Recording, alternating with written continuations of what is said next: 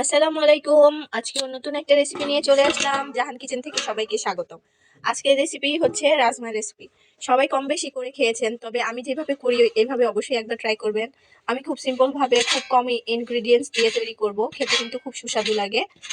পরোটা, রুটি, মুড়ি, ভাত আপনারা যেটা চান সেটা দিয়েই খেতে পারবেন। অসাধারণ স্বাদের এই রাজমা রেসিপি। তো আমি কিভাবে এই রাজমা রেসিপিটা করেছি আপনাদের সাথে শেয়ার করতে চলে আসলাম।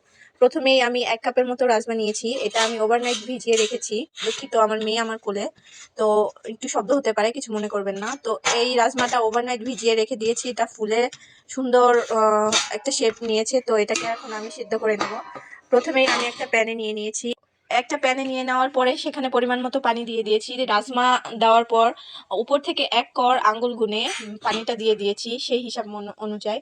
তো পরিমাণ মতো লবণ দিয়ে দিচ্ছি। এখন আপনারা চাইলে মানে আপনাদের আন্দাজ মতো আইডিয়া মতো পানিটা দিতে পারেন। আর খাবার সোডা 1 চা চামচের মতো দিয়ে দিলাম 1 চা চামচ লাল মরিচের গুঁড়া। আপনারা চাইলে কাশ্মীরি লঙ্কার গুঁড়োটা দিতে পারেন, ওটাতে কালারটা সুন্দর আসবে। আমার এখানে ছিল না, তাই আমি অ্যাড করতে পারিনি। আমি লাল মরিচের গুঁড়াটাই অ্যাড করেছি সামান্য পরিমাণে। তো এখানে আরো যে ইনগ্রেডিয়েন্টস নিয়েছি সেটা হচ্ছে পেঁয়াজ কিউব করে কেটে নিয়েছি আমি। উঠছি মা। তারপরে নিয়েছি 4টা কাঁচামরিচ আর ধনেপাতা নিয়েছি। ধনেপাতার গুঁড়াটা সহ পরিষ্কার করে নিয়েছি। আর 1 কাপ নিয়েছি টমেটো পিউরি করে নিয়েছি। এখানে 2টা এলাচ, একটা দারচিনি আর একটা স্টার নিয়েছি। এর মধ্যে আমি রাজমাটা সিদ্ধ করতে চুলায় বসিয়ে দিয়েছি। আপনারা চাইলে প্রেসার কুকারে করে নিতে পারেন। তো এই চুলায় আমি রাজমা সেদ্ধ করতে বসিয়েছি। আরেকটা চুলাতে আমি কড়াই বসিয়ে দিয়েছি। এতে সামান্য পরিমাণ মতো তেল দিয়ে দিয়েছি। এখন গোটা মশলাটা দিয়ে দিচ্ছি। গোটা মশলাটা নেড়ে চেড়ে কিছুটা সময় ভেজে নেব। সামান্য ঘ্রাণ ছাড়ার সাথে সাথে আমি এতে পেঁয়াজ অ্যাড করে দিলাম। এই পর্যায়ে আপনাদের একটু ধৈর্য সহকারে রান্নাটা করতে হবে, কারণ পেঁয়াজটা খুব সুন্দর করে ভেজে নিতে হবে, ব্রাউন কালার অবধি আসা অবধি। জি আম্মু, ওকে, হ্যাঁ, রান্না করছি। আমার মেয়ের সাথেও একটু কথা বললাম। হ্যাঁ, এরই মধ্যে আমি এখানে 1 চা চামচ গোটা জিরা অ্যাড করেছি। হ্যাঁ আম্মু, গোটা জিরা অ্যাড করার পরে আমি কিছুটা সময় আবার নেড়েচেড়ে ভেজে নেব। খুব সুন্দর একটা স্মেল এসেছে। এই সময় একটু সময় নিয়ে পেঁয়াজটা ব্রাউন করে ভেজে নিতে হবে। এই পাশে চুলায় রাজমাটা আমার সেদ্ধ প্রায় হয়ে গেছে। দেখুন কি সুন্দর কালার চলে এসেছে। পেঁয়াজটা সুন্দর একটু সময় নিয়ে ভেজে নিলেই হয়ে যাবে।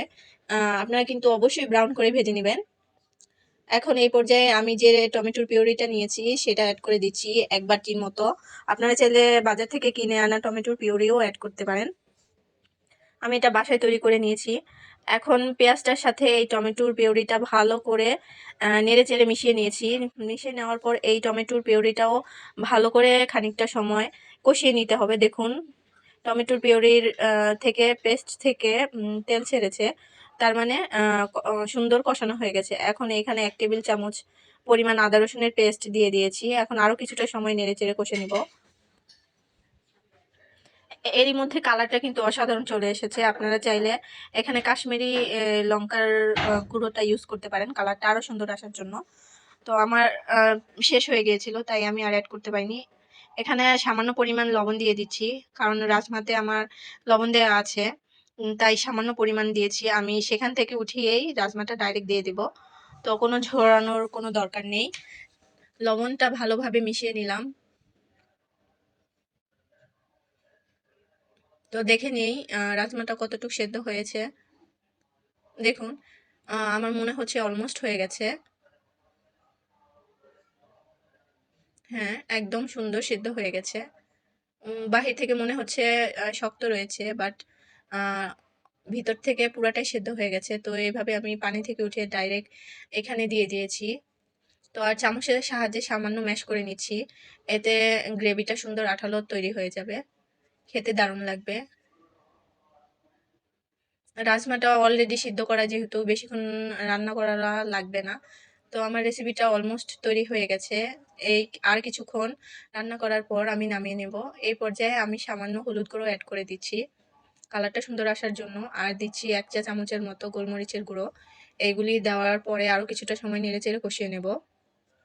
এরই মধ্যে বলে নিচ্ছি, যারা ভিডিওটা এই পর্যায়ে দেখতে দেখতে চলে এসেছো, একটা লাইক করনি, অবশ্যই একটা লাইক করে দিবে। তারপর একটা সুন্দর একটা কমেন্ট করে দিবে।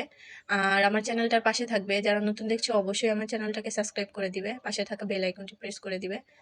তো এই পর্যায়ে আমি যে কাঁচামরিচটা নিয়েছিলাম সেটা আমি মাঝখান থেকে কেটে নিয়েছি, কাঁচামরিচটা অ্যাড করে দিলাম, অ্যাড করে আরও কিছুটা সময় নেড়ে চেড়ে কষিয়ে নেব। কষিয়ে নেওয়ার পর আমার অলমোস্ট রান্না হয়ে গেছে, আমি নামিয়ে নেব।